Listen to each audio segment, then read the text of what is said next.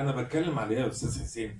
انه بدايتك اول الحكايه اللي الناس طول الوقت تقول لك هو بيحب السينما قوي كده، يعني ما انك بدات بالصعب، ان انت رحت بالدراسه والهيلتون ولا شيراتون وست شهور وصرفت وعملها عشان تبدا نروح نشوف يوسف شاهين، نروح نعمل سينما كريم بالنقابه بالكذا بسعد الدين وهبه بالناس هي انا كده بتكلم على التاريخ. هي كده كانت كده وما كنتش مستني يعني انه الخلاف بين بسرعه مع الاستاذ يوسف. الخلاف كان انه عنده حياه بده يكملها استاذ يوسف، مخرج وصاحب شركه.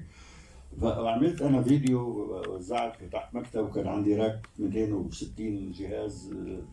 واكتشفت بعدين انه مش هقدر يعني طريقه التعامل بالتجاري يعني مش ده بقى سهل. ساعتها اللي هو اللي قدام الريحاني الشركه لما نقلت ولا ده؟ لا، المكتب الريحاني كان للتوزيع.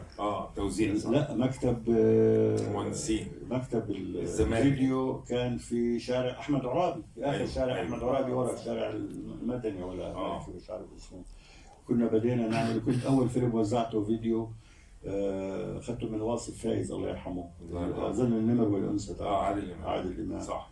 وصارت فضيحه على كل حال. ما مش هنتكلم في الفضائح.